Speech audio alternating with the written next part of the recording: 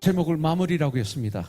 왜냐하면 오늘로서 히브리서가 끝나기 때문에 그렇습니다. 히브리서를 마무리하는 시간을 갖기를 원합니다. 저희들이 이렇게 큐티를 하면서 이 말씀을 주일날 이렇게 받으면요, 이 말씀이 달라요. 굉장히 파워가 있습니다. 왜냐하면 우리가 계속 묵상했던 말씀이니까. 그리고 이 큐티는 하나님의 양식입니다. 큐티는 하나님과 나만의 시간을 갖는 것입니다. 큐티는 지식이 아닙니다. 고린도전서 2장 14절에 보면 육에 속한 사람은 아무리 이 땅에서 훌륭한 사람이라 하더라도, 공부를 많이 했다 하더라도 육에 속한 사람은 하나님의 일을 알지도 못하고 깨닫지도 못합니다. 오히려 하나님을 믿는 사람들을 어리석게 봅니다. 오직 영적 오로라야 말씀을 분별합니다. 그래서 어린아이도 정말 주 안에 가면, 성령이 임하시면 하나님을 알게 됩니다. 하나님의 하신 말씀을 알게 됩니다. 그 분량만큼. 그래서 이 큐티는 지식이 아니에요. 이 큐티는 주님을 닮아가는 과정이에요. 주님을 알아가는 과정이에요. 이 큐티는 하나님 말씀에 나를 비추어서 나의 구부러진 인생의 삶의 마음에 구부러진 걸 펴가는 과정이에요. 이 큐티는 하나님의 사람으로서, 구원받은 하나님의 사람으로서 이 땅을 살아가는 가운데 썩어진 부분을 수술해가는 과정이에요. 이것이 큐티예요. 그래서 놀라운 능력이 이 말씀에 있어요. 특별히 디모데전서 4장 5절에 보면 말씀과 기도로 거룩하여 짐이라 그랬어요. 구원받은 우리들, 이 땅에 사는 삶 가운데 승리하는 삶은 말씀과 기도 외에는 없다고 성경은 말씀하고 있어요. 그래서 이 큐티는 저와 여러분들에게 아주 중요한 거예요. 우리가 쓰지는 못한다 하더라도 읽으세요. 그날 큐티, 그날의 생명의 양식을 읽고 또 읽고 또 읽고 또 읽고 또 읽으세요. 그럼 주의 성령님이 우리에게 마음을 주셔서 이게 이런 말씀이었구나, 이런 뜻이었구나, 성령의 역사로 깨닫게 되는 일들이 많아요. 저도 목사지만 지식적으로는 알죠. 누가 썼고 여기 무슨 내용이고. 그런데 영적인 말씀을 받아야 되잖아요. 큐티할 때 앞이 캄캄할 때가 많아요. 그러면 하나님께 기도하고 또 읽고 또 묵상하고 또 읽고 또 묵상하는 가운데 그렇구나 하고 은혜를 받은 거죠. 그러면서 우리가 살아갈 때 예수 그리스도의 장성한 분량에 충만함까지 우리는 이르는 거예요. 자, 히브리서를 마무리합니다. 이 히브리서의 주제는 예수 그리스도입니다. 오직 예수 그리스도, 이겁니다. 구약의 결론도 예수 그리스도입니다. 우주 만물을 주관하시고 우리의 죄를 정결케 하시고, 그리고 하나님 보좌 우편에 앉아 계신 분이 바로 예수 그리스도이십니다. 바울의 마음, 바울의 관심은 하나님의 백성들에게 있었습니다. 여러분들, 그 성경 내용을 보면, 서신서를 보면 그렇습니다. 바울이 쓴 서신을 보면 그 바울의 그 온 마음이 하나님의 사람들에게 있는 거예요. 심지어 로마서를 보면요, 친족이, 나의 친척이 예수를 믿을 것 같으면 차라리 내가 지옥에 갈지언정까지 할 정도로 관심이 있었습니다. 히브리서 13장은 히브리서의 결론 부분입니다. 그래서 이 땅에 살고 있는 그리스도인들이 이제 어떻게 살아야 하나님을 기쁘시게 할 수 있을 것인가를 설명하는 거로 히브리서는 끝이 납니다. 13장이 그런 말씀이에요. 그렇다면 18절부터 19절에 보면 제일 먼저 우리에게 알려주는 말씀이 뭐냐면, 바울은 이 히브리서를 마무리하면서 바울을 위한 중보 기도를 요청하고 있습니다. 기도를 아주 중요하게 말하고 있습니다. 18절부터 19절에 보니까 우리를 위하여 기도하라. 우리가 모든 일에 선하게 행하려 하므로 우리에게 선한 양심이 있는 줄을 아노니 내가 더 속히 너희에게 돌아가기 위하여 너희가 기도하기를 더욱 원하노라. 이렇게 말씀하고 있습니다. 오늘 말씀에서는 기도로 시작하고 있습니다. 특별히 에베소서 6장에 보면 그런 말씀이 있어요. 자, 에베소서는 어떻게 끝나냐면 에베소서 5장 16절에 보면 세월을 아끼라 때가 악하니라 말씀하고 있어요. 시간을 아끼라는 거죠. 우리가 사업을 하다가 망해도 다시 일으킬 수 있습니다. 그죠? 관계가 잘못돼도 회복할 수 있습니다. 그런데 시간은 다시 돌아오지 않습니다. 이 시간은 너무 귀합니다. 그래서 시간을 아끼라고 말하고 있습니다. 때가 악하니라. 어떻게 하는 게 시간이 아끼는 거예요? 17절에 보니까 예수 그리스도께서 우리에게 향하신 뜻이 무엇인지 알라고 말하고 있습니다. 근데 그 뜻이 뭐예요? 18절에서 가르쳐 주죠. 술 취하지 말라. 이는 방탕한 것이니 오직 성령의 충만함을 받으라. 술 취하지 말라. 세상에 취하지 말라. 자기에게 취하지 말라. 교만하지 말라. 이것은 방탕한 이 소리예요. 오직 성령의 충만함을 받아라. 그러면 성령의 충만함을 받으면 나 하던 사람들이 나를 무시해서 내가 누군데 내가 이래봬도 이러던 사람들이 여기서 모든 문제가 생기는 거 아니에요? 교회에서 사실 세상에서는 그러던 분들이 시와 참여와 신령한 노래로 여호와 하나님을 찬양해요. 유합니다. 미하던 사람이 유. 그러면서 성도가 서로들 순종합니다. 아름다운 교제를 합니다. 그러면서 성령 충만하면 아내는 이런 아내가 되고 성령 충만하면 남편은 이런 남편이 됩니다. 또 성령 충만할 때 6장으로 넘어가서 자녀들은 부모를 어떻게 공경하는지 나옵니다. 성령 충만하게 될 때 부모들은 자녀를 어떻게 양육해야 되는지 나와 있습니다.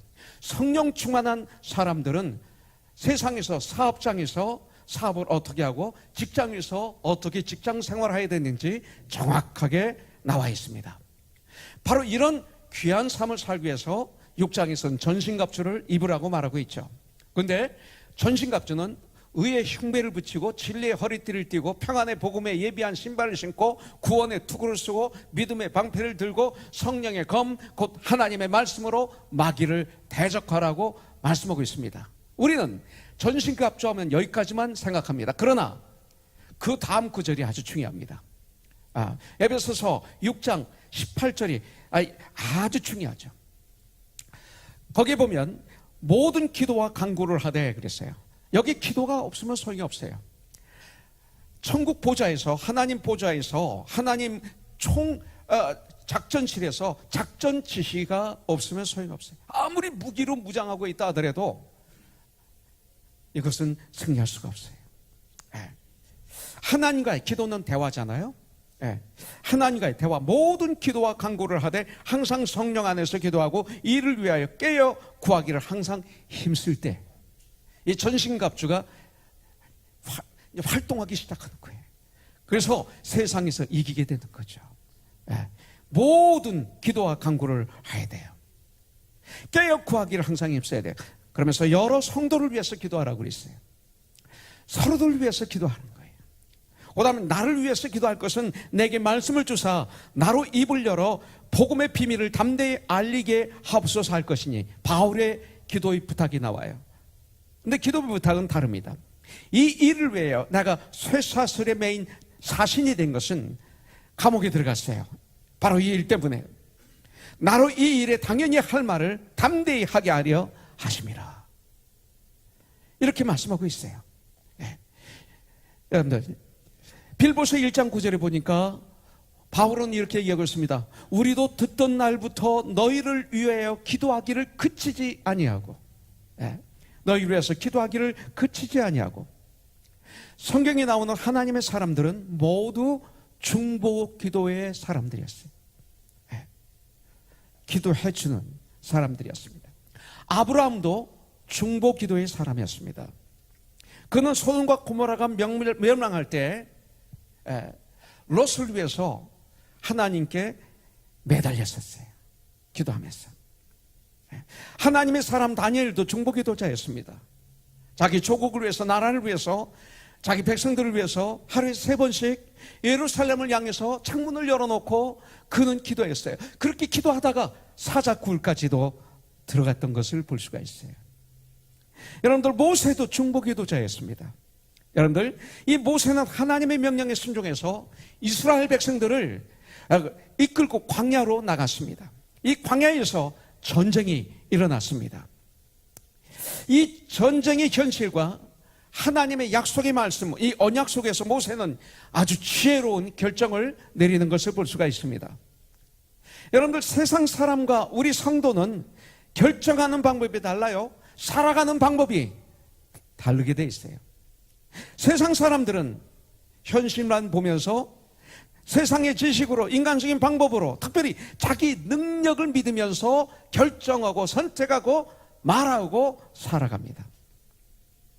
그러나 하나님의 사람들은 현실과 하나님의 약속을 동시에 보는 사람들이 하나님의 사람이에요. 하나님의 약속만 바라보는 게 아니라 현실도 보라고 성경은 말씀하고 있어요. 네. 자, 이것이 한 예로 주님께서는 이 역사를 하나 보여주고 계십니다. 아말렉 군대가 그 이스라엘 백성들을 공격해 들어옵니다. 그때 여호수아는 전쟁터에서 싸웁니다. 현실입니다. 이게 현실은 싸워야 돼요. 우리가 학교, 직장, 사업체 여러 가지 그 삶 속에서 우리는 전쟁을 해야 돼요. 자, 여호수아는 전쟁터에 나가고 모세는 산꼭대기로 올라갑니다. 전쟁하는 일과 하나님께 기도하는 일, 이 두 가지를 동시에 균형 있게 하는 모습을 우리는 모세를 통해서, 이 성경을 통해서 배워야 됩니다. 우리 예수 믿는 우리들 현실을 무시하면 안 됩니다. 무조건 믿는 거 아닙니다. 알고 믿어야 됩니다. 동시에 하나님의 약속의 말씀, 그 하나님의 언약을 바라보면서 하나님의 방법으로 믿음을 가지고 전쟁을 하고 나가는 이 자세, 이것이 바로 믿는 성도들의 자세입니다. 그래서 모세는 어떻게 합니까? 그는 또 혼자 올라가지 않고, 여러분들, 아론과 호를과 같이 산꼭대기로 올라갑니다. 주님의 일은 혼자 하는 거 아닙니다. 우리 그리스도인들은 혼자 사는 것 아닙니다. 위대한 사람 모세도 아론과 홀이 필요했습니다. 우리 예수 믿는 하나님의 사람들 혼자 믿는 것도 아니고 혼자 이루는 것도 아닙니다. 바울도 전도 집회를 다닐 때, 전도 사역을 할 때 꼭 같이 다녔어요. 바나바와 같이 가고 실라와 디모데와 마가와 같이 갔던 것을 볼 수가 있습니다. 아니, 그만이 아니라 예수님도 마찬가지입니다. 하나님이신 예수님이 우리에게 가르쳐주고 계십니다. 중보기도를. 겟세마네 동산에 기도하러 올라가실 때 베드로, 요한, 야고보를 데리시고 올라가셨습니다. 우리 주님이 열심히 기도할 때 그들은 졸고 있었죠. 졸고 있었죠. 그런 연약한 베드로, 요한, 야고보 버리지 아니시고 함께 하셨습니다. 주님의 일은 연약하다고 버리고 잘한다고 같이 가는 것 아닙니다. 주님의 일은 하나님의 사람들이 함께 걸어가는 게 주님의 일입니다. 목사도 똑똑해서, 어떤 직분자도 세상적인 능력이 많아서 이 시대 교회에서 시키는데 그것만은 아닙니다. 그것이 아닙니다. 믿음의 사람들이 목사도 하고 믿음의 사람들이 직분을 맡아야 됩니다. 그 중에는 바울같이 똑똑한, 세상에서 많이 배운 사람도 있고, 베드로처럼 무식한 어부도 있고, 손가락질 받던 마태 같은 세리도 있고, 손가락질 받던 귀신 7 들렸던 불쌍한 여인도 있고, 손가락질 받던 창녀도 있었던 것입니다. 함께 주님의 일을 하는 것이 주님의 일이고 교회입니다. 이것이 교회입니다. 이렇게 우리는 주님의 일을 해야 됩니다. 세상과는 다릅니다. 여러분들, 능력은 어디서 옵니까? 능력은, 여러분들, 사도행전 3장에 보니까 베드로와 요한이 습관에 의해서 성전에 기도하러 갔습니다. 미문이라는 아름다운 문, beautiful gate, 그 성정문을 들어가려고 그러는데 나면서부터 걷지 못하는 분이 동량을 외치고 있습니다. 구걸하고 있습니다. 불쌍히 여겼죠. 마음이 불쌍함이 온 거예요. 그러면서 날 좀 봐라. 나에게 은과 금은 없다. 그러나 내게 있는 것으로 내게 주노니 곧 나사렛 예수의 이름으로 일어나 걸으라 하고 손을 잡고 일으키니 그가 일어납니다. 이 시대에 이것이 필요합니다. 물질이 필요합니다. 하나님이 물질을 쓰십니다. 그러나 그 전에 더 필요한 것은 예수의 이름입니다. 예수의 이름, 믿음입니다. 그를 일으키죠.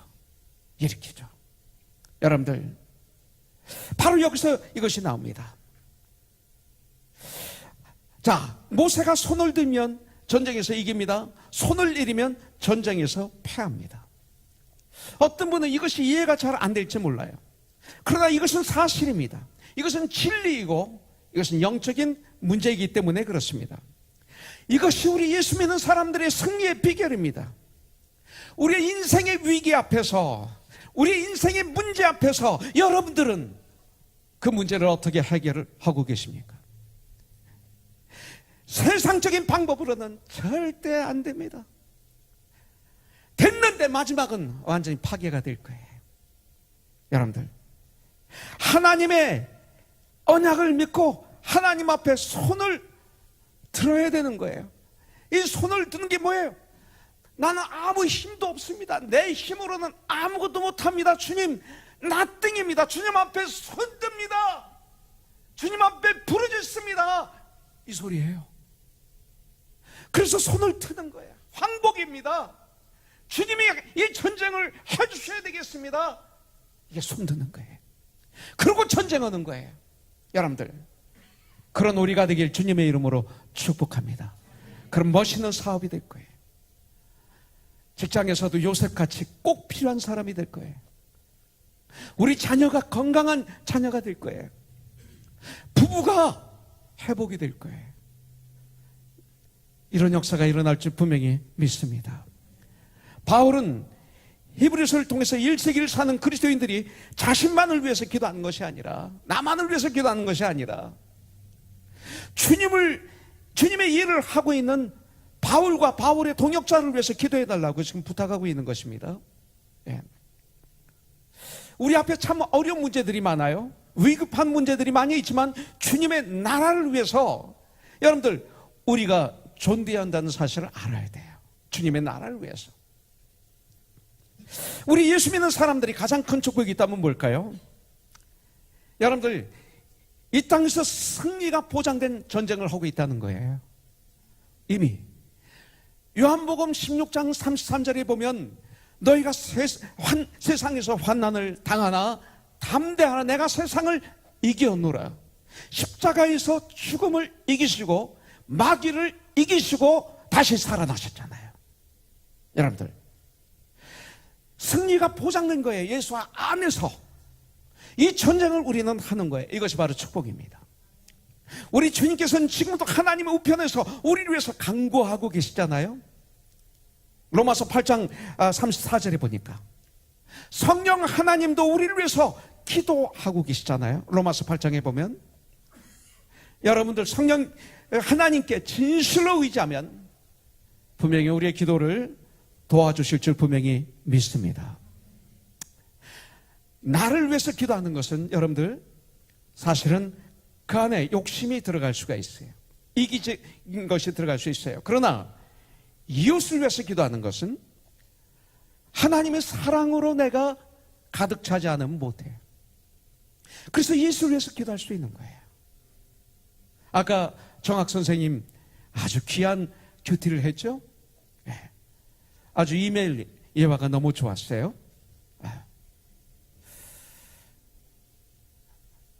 그 이메일, 참 많은 메일이 올 겁니다. 특히 정학 선생님 같은 분에게는 많은 한동대학 선후배들이 선교사로 많이 있어서 참 많이 올 거예요. 그죠?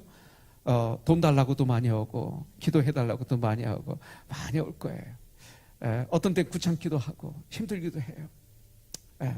또 사실 길거리 가다가 홈레스 피플이 돈 달라고 그러면 줘야 될까 말아야 될까 고민하잖아요. 저거 주면 술 먹는데, 저거 주면 마약하는데. 예. 사실 우리 지훈간사 총각일 때 얼마나 술 많이 먹었어요. 저 우리 지훈간사 찬양 인도한 지훈간사 술독에서 살았어요. 술 안 먹으면 이렇게 떨었어요. 예.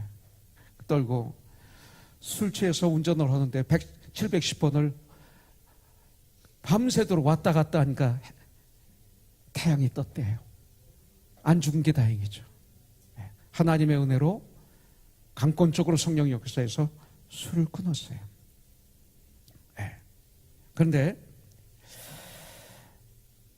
그런 왜 지훈 가서 얘기를 내가 했지? 갑자기 저기 눈이 보이니까. 예. 예. 예. 하여튼 성령님이 도와주세요. 예. 도와주시고 역사하세요. 성령님이 다치하시니까 그 청년 부흥회를 하는데 기타를 들고 찬양하다가 그냥 쓰러지더니 눈물 콧물을 흘면서 통곡을 하는데 저는 그 모습을 지금도 잊지 못해요. 이것 때문에 얘기했다. 그런데 그때는 돈도 많이 벌었는데 돈이 없었어요. 왜? 술 다 먹으니까. 난 몰랐어요. 그 술이 비싼 줄. 나중에 보니까 크레딧 카드, 결혼하기 전에 보니까 크레딧 카드 빚이 한 4, 5만 불. 그러니까 결혼하기 전에 청년으로서 그 당시에 아주 많았던 거예요. 예. 제가 뭐 200불, 300불, 100불 만나면 주죠. 그럼 옆에서 그래요. 목사님 그거 주면 지용이 술 먹어요. 아니야, 필요해. 예. 그러면서 줘요.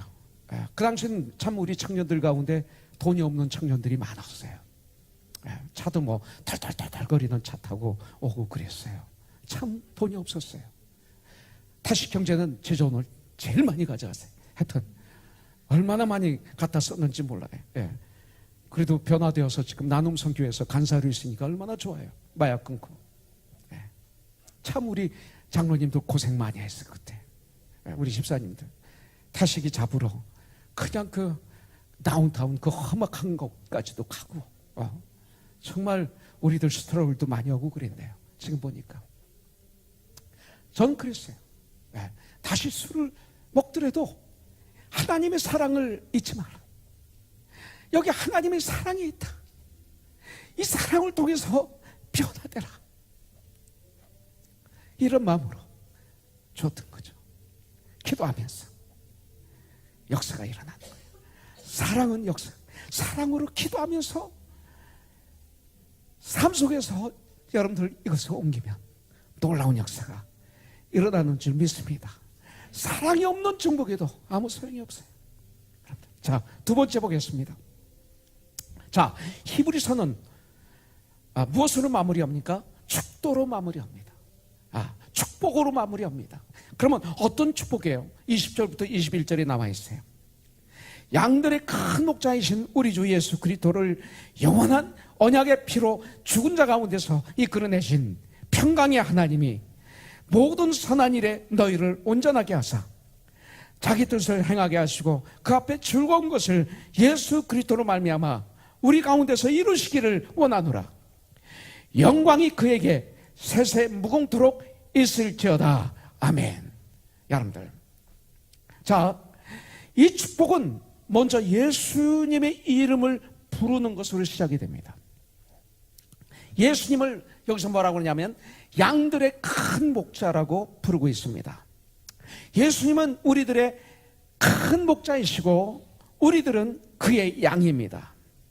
예수님은 나의 큰 목자이시고 나는 양이라면 목자이신 우리 예수님의 인도하심을 따라야 됩니다. 그래야만이 우리가 삽니다. 목자이신 주님이 인도하는 곳이 푸른 풀밭이고 맑은 시냇가이기 때문에 우리 목자이신 예수님을 믿고 따라야 됩니다. 그 다음 하나님의 이름을 부르고 있어요. 20절부터 21절에 하나님의 이름을. 하나님은 예수를 부활하게 하신 분이시고 하나님은 평강의 하나님이십니다. 로마서 15장 33절에 보니까 평강의 하나님이 너희 모든 사람과 함께 계실지어다. 이렇게 말씀하고 있어요. 자, 평강의 하나님 여호와 샬롬입니다. 제호바 샬롬. 이 말에는 뭐가 있어요? 하나님은 평화를 주시는 분이시다 이 뜻이에요. 하나님은 평강을 주시는 분이시다. 하나님은 평강 자체이시다. 이런 뜻이 있어요. 동시에 여기에 어떤 말이 들어가 있느냐면 하나님 저에게 평화를 주세요. 이거 있어요. 평강의 하나님께 하나님의 백성들이 이렇게 부르짖을 수가 있는 거예요. 주님 저에게 평화를 주시옵소서. 지금 불안합니다. 두렵습니다. 떨립니다. 주님 저에게 평화를 주세요. 이 두 개의 말이 평강의 하나님이라는 말 안에 포함되어 있습니다. 이 시대 모든 것이 불확실한 시대 아닙니까? 예. 항상 불안하지 않아요 여러분들? 예. 이 하나님의 평화가 없다면 안 되는 거예요. 우리가 많이 불러야 할 하나님의 이름은 평강의 하나님이에요. 여러분들 기도하실 때 평강의 하나님, 평강의 하나님 이렇게 하시길 바라요. 자, 21절에 보니까 모든 선한 일에 너희를 온전하게 하사. 이 축복이 있어요. 자, 주님은 우리를 축복하시는데 모든 선한 일에 우리를 온전하게 하신대요. 이 온전하다는 뜻 안에는 충분하게 공급한다라는 뜻이 포함되어 있어요. 아주 충분하게 너에게 공급해 줄 거야. 바로 이 소리입니다. 너희가 욕심을 내지 않고 내 안에 거한다면 우리가 필요로 하는 모든 것들을 다 채워주실 수 있는 유일하신 분이 바로 하나님이세요. 그래서 그 앞에 즐거운 것을 예수 그리스도로 말미암아 우리 가운데서 이루시기를 원하노라 이렇게 말씀하고 있어요. 자, 너무나 우리를 괴롭게 하고 힘들게 했던 게 뭐예요? 죄예요. 죄로부터 그리스도의 중보를 힘입어 죄 용서함을 받아 하나님과 화목하게 된 것을 그 앞에 즐거움이라고 얘기하고 있어요. 그 앞에 즐거움 이렇게 표현하고 있어요. 그 즐거움이 우리 속에서 이루어지기를 하나님께 기도하며 축복하고 있어요. 여러분들 바로 이 말씀을 받는 분들과 이 서신을 쓰는 바울 그리고 오늘 이 땅을 살아가는 우리 속에 유쾌하게 되는 날, 성경의 이 단 유쾌하게 되는 날, 전 이걸 좋아해요. 아주 즐거움이 있기를 바울은 축복하고 있어요. 간절히 기도하고 있는 것을 볼 수가 있어요. 그렇기 때문에 우리들은 구원의 즐거움을 누리며 살아야 돼. 이것을 현재 구원이라고 말하고 있어요. 주님은 수고하고 무거운 짐진 자들아 다 나에게로 오라고 말씀하고 있어요. 내가 너희를 쉬게 하리라. 수고하고 무거운 모든 짐을 벗어버린 이 즐거움을 누리는 이 시간, 현재 구원을 누리는 승리하는 삶을 살아야 될 줄 믿습니다.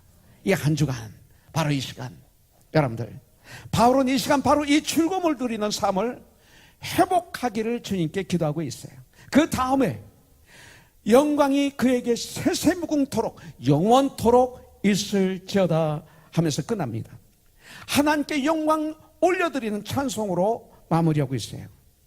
하나님께 영광 올려드릴 때 그 영광이 내 영광이 돼요. 여러분들 그것을 아셔야 돼요. 그래서 하나님께 영광 올려드리는 거예요. 우리의 생활, 우리의 신앙, 우리의 기도는 모두 하나님의 뜻이 이 땅에서 이루어지고 하나님께 영광을 돌리는 것이 돼야 되는 거예요. 우리는 하나님 아버지 집에서 살기 때문에 하나님의 영광 안에 거하는 거예요. 얼마나 지혜롭고 이것이 축복인지 몰라요. 이런 축복을 선포하고 있어요.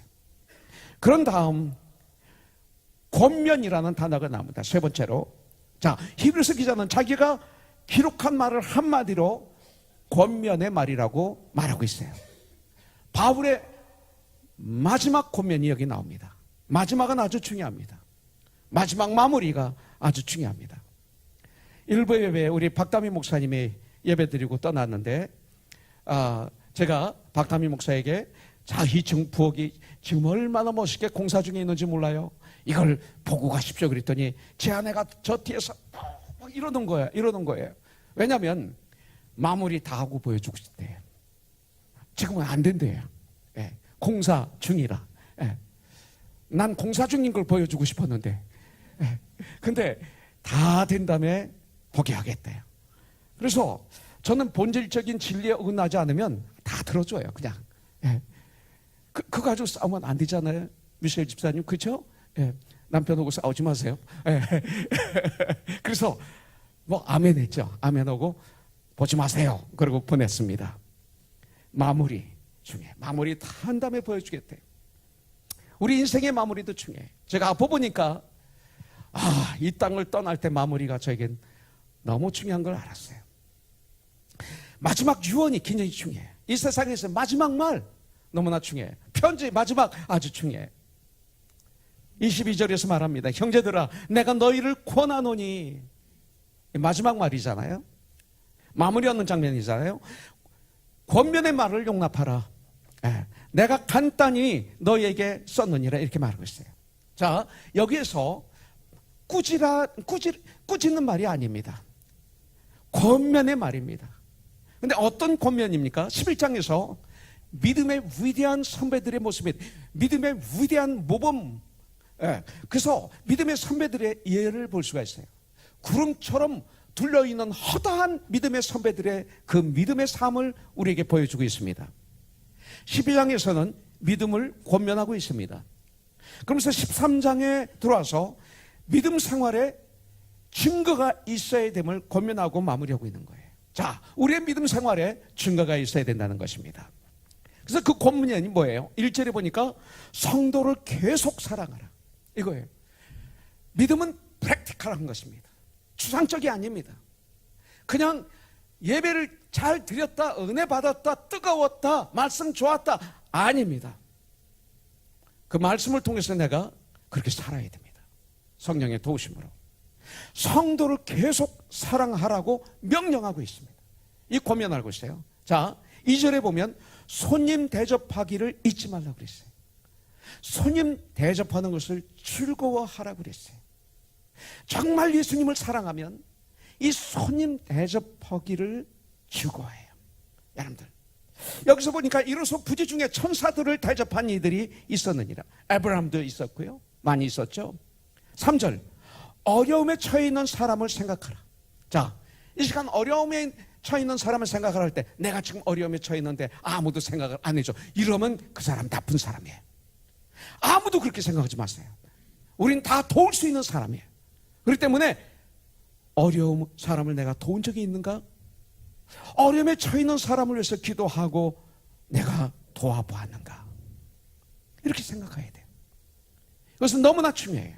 그 다음에 4절, 정결한 삶을 살라. 깨끗한 삶을 살래. 깨끗한 삶이 얼마나 중요한지 몰라요. 우리는 완벽하지 않아요. 그러나 주 안에서. 그러면서 결혼을 귀히 여기라 그랬어요. 친소를 더럽히지 말라 그랬어요. 자, 명령입니다. 이것도. 이 전쟁을 하셔야 해요. 5절에 돈을 사랑하지 말고 있는 바를 만족하라. 돈은 사랑의 대상이 아니죠. 그런데 많은 교회에 나오는 사람들이, 심지어 저도 가끔 돈을 사랑해요. 이것이 문제예요. 돈은 사랑의 대상이 아니에요. 하나님을 사랑하고 이웃을 사랑하는 거지. 돈은 필요의 대상이에요. 돈은 관리하는 거예요. 돈은 사랑의 대상이 아닙니다. 그러면 아세라 신을 섬기게 되는 거예요. 우리가 예수님을 섬기며 동시에 아세라, 그게 중요해요. 그러면서 주님이 약속합니다. 내가 절대로 너희를 버리지 않고 떠나지 않을 것이다 말씀하겠어요. 6절, 여섯 번째, 하나님을 매 순간 신뢰하고 매 순간 신앙 고백하는 삶을 살라.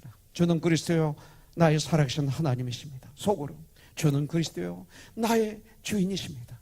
나의 하나님이십니다. 나를 도와주세요. 주님께 영광 올려드리는 삶 살게 해주세요. 자, 7번째 7절, 그들의 믿음을 본받으라. 시험해보고, 그 일꾼들을 시험해보고, 리더들을 시험해보고, 그리고 올바로 서 있다면 그들의 믿음을 본받으라, 이렇게 말하고 있습니다. 바울은 고린도전서 11장 1절에서 내가 그리스도를 본받은 자 된같이 너희는 나를 본받은 자가 되라고 말씀하고 있어요.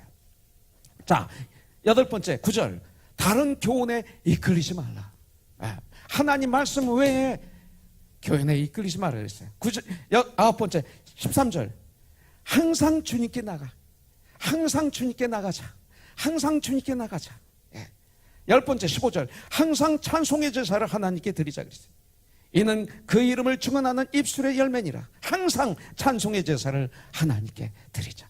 이는 그 이름을 증거하는 입술의 열매라고 그랬어요. 여러분들, 예. 마음으로 찬양한 게 아니라, 예. 너무 가요 좋아하지 마세요. 예. 건강한 가사의 가요는 괜찮아요. 그러나 가요에 중독 걸리면 안 돼요. 우리 자녀들도 마찬가지.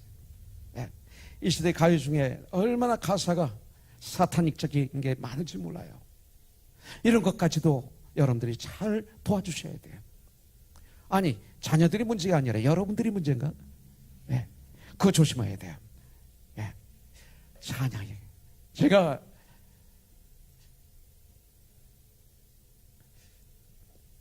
가요를 불렀어요. 그전 좋았어요. 팝, 포크송, 굉장히 좋았어요. 잘 불렀어요. 예. 남들 팝, 포크 모를 때 우리는 참 많이 알았어요. 윤영주 장로, 김세환 씨, 이런 김민기, 서유석 씨, 우리 함께 모이면 기타 들고 막 부르면 하모니가 쫙 돼가지고 밤새도록 새기도 하고 서산 앞바다에서 태안 해변가에서 캠프파이어도 하고 그랬어요. 근데 그때 내가 불렀던 노래들이 무엇일까? 다 외롭다, 고독하다, 예. 그냥 즐기자. 가사들이 거기가 다 그런 거였어요. 예. 그러다가 저는 지저스 크라이스트 슈퍼스타 이 뮤지컬에서 예수 역을 했어요. 249회 예수님 역을 했어요. 연습까지 한 1000회 하는 가운데 마태, 마감, 누가, 요한복음을 얼마나 많이 읽었는지 몰라요. 그러면서 계속 예수님 역을 하다 보니까 믿음은 들으면서 나며 들으면 예수 그리스도의 말씀으로 말미암느니라. 네가 내 입으로 시인한 그대로 되리라. 하나님의 은혜가 임해서 종막을 내렸을 때는 아무리 제가 불렀던 노래들을 불러도 재미가 없어요. 낙엽지는 그 숲 속에 해봐야 재미도 없고, 겨울에 태어나 안 되고, 예수님의 생신을 축하한 거지만 뭐가 아니었어요. 다른 것 같아요. 근데 나 같은 죄인 살리시는, 가슴이 뭉클뭉클하고 눈물이 나고 내 영혼이 막 새롭게 되는 것 같고 내 그 속에서 그냥 막 새 사람이 되는 것 같고 견딜 수가 없어요. 지난 수요일날 우리 김명희 자매가 뛰어들어와서 주님을 찬양하는데 제가 은혜를 받았어요. 내 집에 가서 그래서 초롬아, 명희 자매 뜨겁네. 어떻게 그렇게 막 손을 들고 뜨겁게 찬양을 하는 거예요. 막 뛰어들어와서 목마른 사슴이 물을 찾아 헤매는 것처럼. 그러니까 제 아내가 그래, 명희 자매 그렇게 뜨거워. 그래요. 예. 밥 한 번 사이. 예. 이때 밥 얻어먹으면 아무 은혜가 없어. 예. 사지 마요. 예. 예. 찬양이 그런 거예요. 은혜 받으면 막 찬양이 타죠. 예. 그러면서 체질이 바뀐 거예요. 어느 순간 보니까 샌안토니오 텍사스에서 내가 신학 공부하고 있더라고요. 나에게는 엄청난 초이스가 있는데 이제 종막을 내리고 난 다음에 내가 선택할 수 있는 많은 초이스가 있었는데, 목소리가 너무 좋은데, 오라는 데는 많은데 난 여기 와 있더라고요. 그것이 1982년도니까 몇 년 됐어요. 30 몇 년 됐죠. 지금 와서 보니 얼마나 감사한지, 얼마나 좋은지.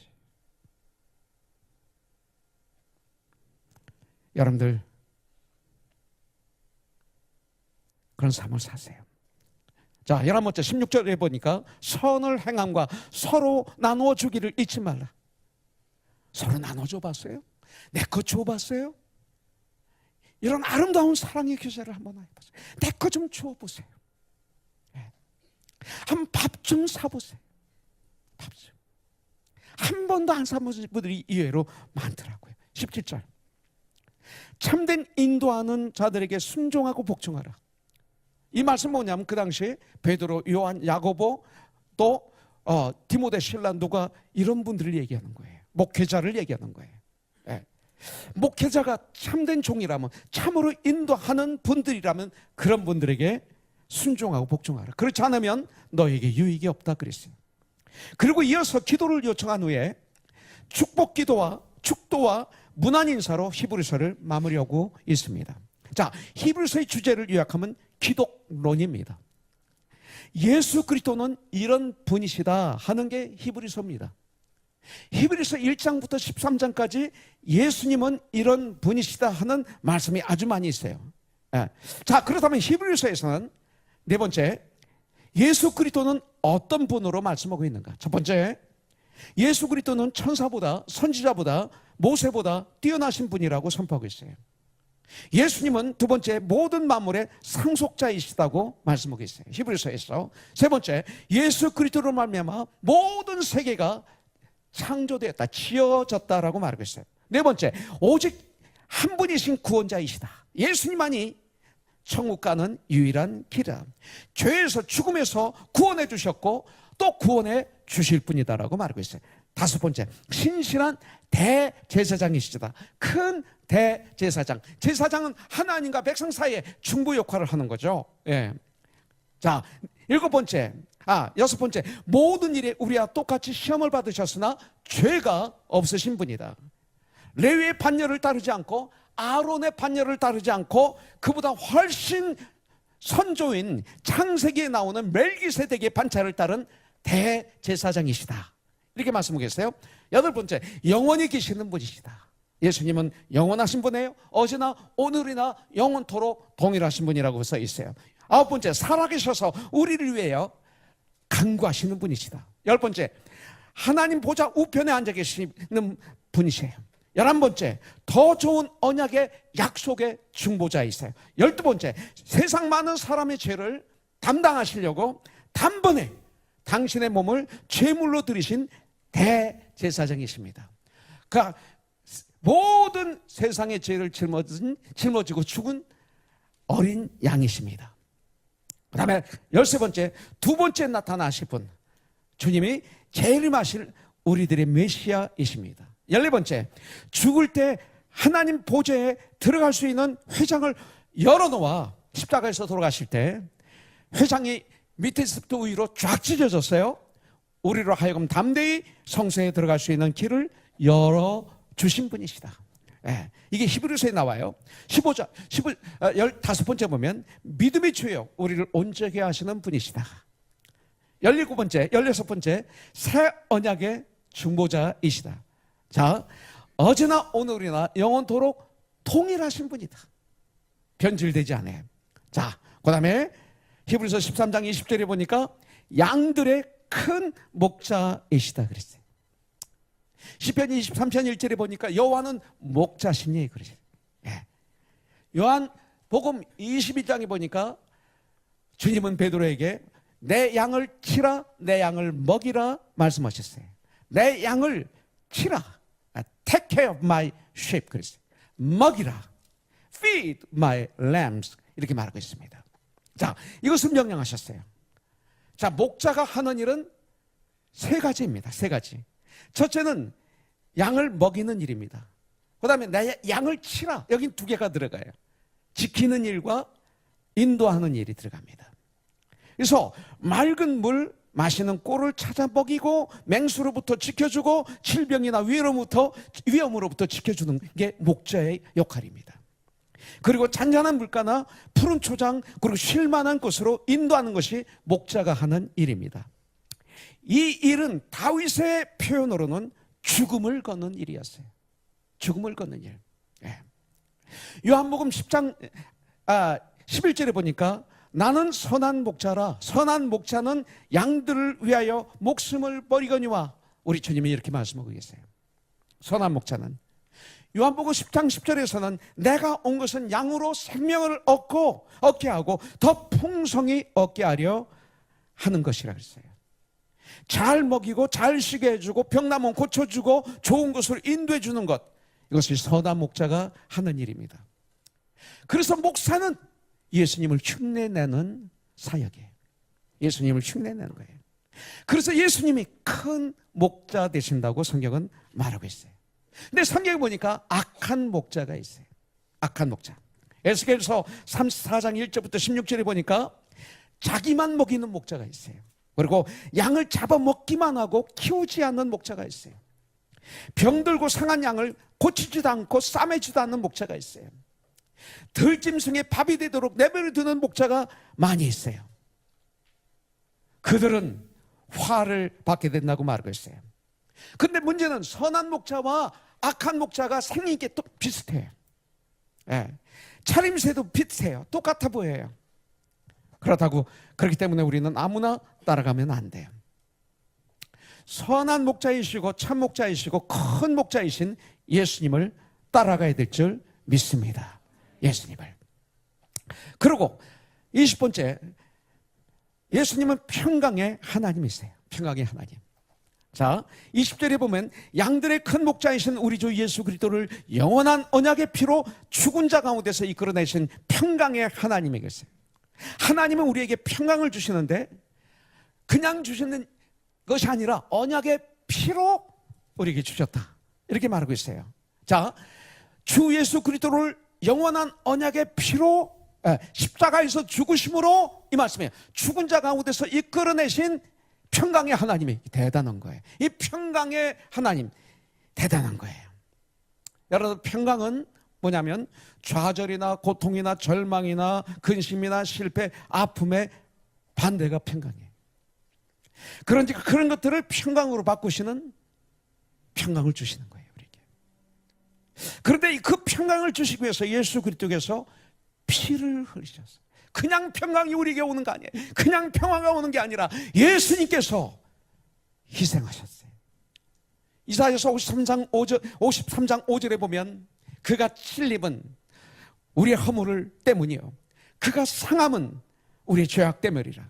그가 징계를 받음으로 우리가 평화를 누리고 그가 채찍에 맞음으로 우리가 나음을 얻었느니라. 성경에 이렇게 말씀하고 있어요. 여러분들, 죄는 더러운 거예요. 이 세상에서 죄를 지면 멸시받아요. 천대받아요. 죄진 사람이 감옥에 들어갈 때 사진이 뉴스페이퍼에 나오면 다 저 사람 에이 비웃습니다. 천대받습니다. 멸시합니다. 죄를 범하면 그 죄값으로 고통을 받거나 형벌을 받아야 됩니다. 최악의 경우는 사형까지 받아야 됩니다. 그런데 주님께서 우리 대신 찢기시고 상처를 받으시고 징계를 받으시고 피 흘려 죽으심으로 우리에게 진정한 평강을 주셨다. 평강의 하나님 주셨다. 그래서 요한복음 14장 27절에서 주님은 말씀하십니다. 평안을 너에게 끼치노니 곧 나의 평안을 너에게 주노라. 내가 너에게 주는 것은 세상이 주는 것과 같지 않다. 너희는 마음에 근심하지 말라. 성경에서 주님은 우리에게 축복하시는 거예요. 여러분들, 요한복음 20장 26절에 주님이 부활하신 후 제자들에게 나타나십니다. 첫 말씀이 뭐예요? 너희들에게 평강이 있을지어다. 부활해서 첫 말씀이 이 말씀이에요. 너희에게 평강이 있을지어다. Peace be with you. 이겁니다. 여기서 말하는 평안이나 평강은 주님이 주시는 거예요. 세상이 주는 것은 참 평안이 아닙니다. 가짜입니다. 여러분들, 그렇습니다. 예수님이 직접 죽으시고 그 피로 평안을 만들어 우리에게 주신 거예요. 이 평화만이 영원한 평화가 되는 줄 믿습니다. 자, 하나 더 볼까요?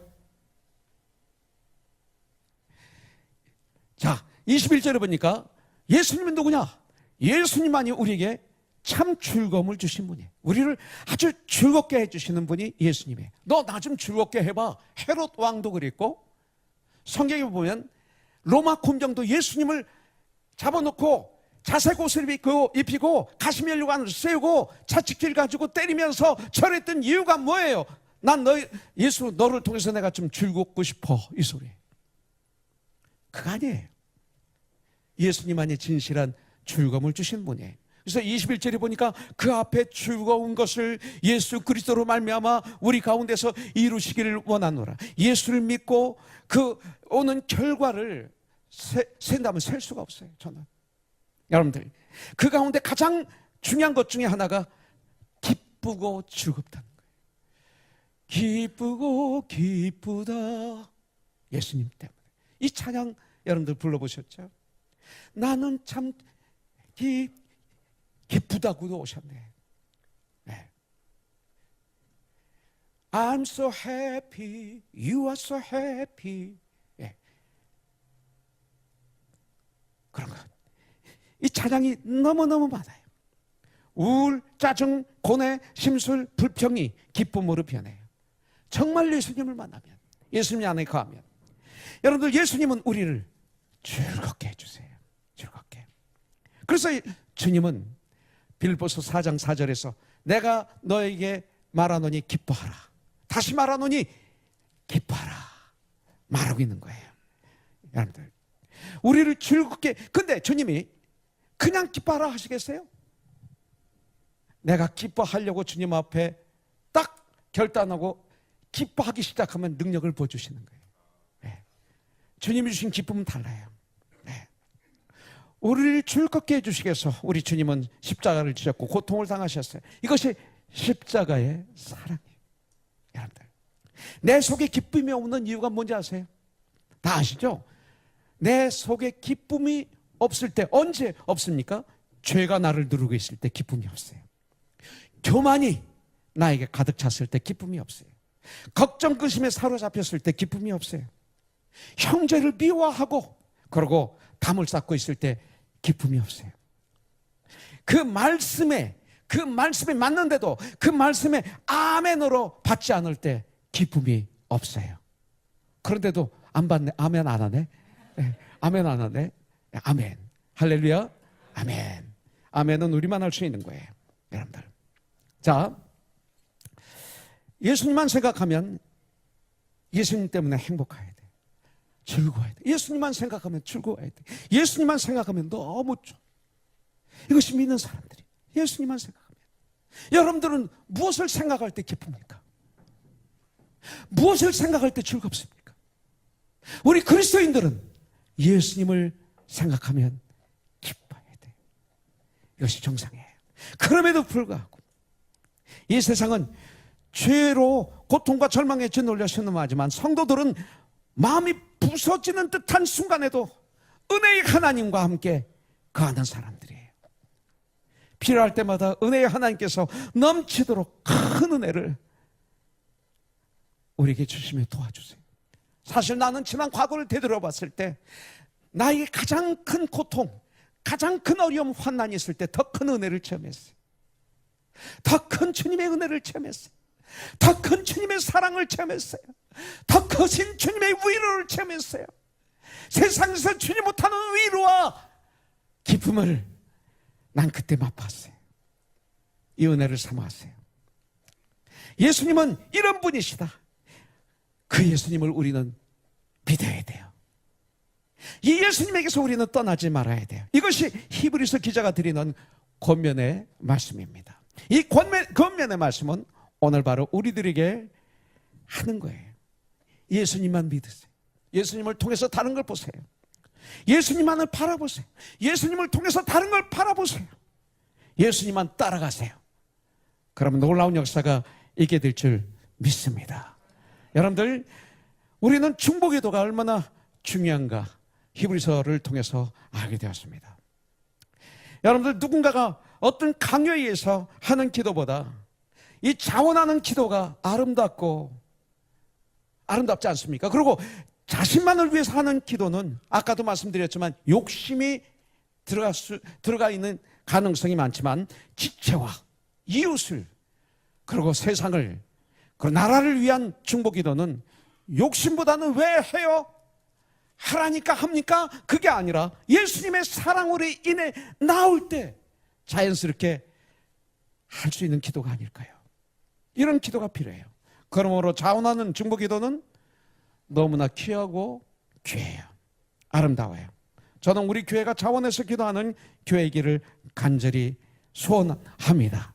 그래서 서로 사랑하고 서로 용납하는 가운데 중보가 끊어지지 않는 천국 가족으로서의 코너스톤 교회 이루어지는 것이 저희 소원입니다. 또한 우리는 평강의 하나님을 이미 만났습니다. 여러분들, 그리스도의 언약의 피를 값으로 지불하시려고 우리에게 주신 그 평화를 선물로 받은 우리의 삶이 유쾌하게 되기를, 즐겁게 되기를 소망합니다. 하나님의 평강이 우리의 삶을 지배함으로써 내가, 우리 가족이, 코너스톤 교회가, 그리고 내가 있는 삶의 현장에 평강하기를 소망합니다. 그 평강을 소유한 여러분들이 가는 곳마다 여러분들을 만나는 모든 사람들이 평강을 맛보게 되기를 주님의 이름으로 축복합니다. 그리고 왜 히브리서 기자는 그리스도에 대해서, 믿음에 대해서 설명하고 그리스도의 제사에 대해서 설명하고 믿음의 선배들을 소개했습니까? 그것은 오직 하나입니다. 그것이 뭐냐면 바로 그 당시 성도들이 고난 가운데, 핍박 가운데 신음하고 흔들리고 흘러 떠내려가고 있었지만, 이제 그리스도 안에서 다시 굳게 서서 하나님의 뜻을 행하는 삶을 살고 그 앞에 즐거운 것을 그리스도 안에서 누리게 되는 것을 위해서 하는 거예요. 저희 소망은 우리 모두가 그리스도를 바르게 알고 예수님을 바르게 믿으며 하나님과 화목하고 사랑과 화평을 누릴 뿐만이 아니라 하나님의 뜻을 행하는 삶을 사는 진정한 그리스도인이 되는 것입니다. 여러분들, 시편 기자의 고백대로 하루 종일 중얼중얼하세요. 내가 하루 종일 중얼중얼하나이다. 하나님 말씀을 중얼중얼하는 거예요. 기도를 중얼중얼하는 거예요. 여러분들, 내가 하루에 7번씩 주님을 찬양하나이다. 7번은 무한. 하나님께서 이 시간 이 땅에, 그리고 내 안에 평화를 주시기 위해서 기도하세요. 주님의 뜻이 이 땅에 이루어지기 위해서 기도하세요. 하나님께 영광을 돌리는 삶을 살 수 있도록 힘을 달라고 기도하십시오. 그럼 놀라운 은혜가 임할 것이고, 이 한 주 우리가 가는 곳마다 놀라운 역사가 일어나게 될 줄 믿습니다. 사탄의 계교를 이기게 될 줄 믿습니다. 기도하죠. 우리 같이 기도할 때 이것을 가지고 한번 같이 기도하기를 원합니다. 그리고 열정,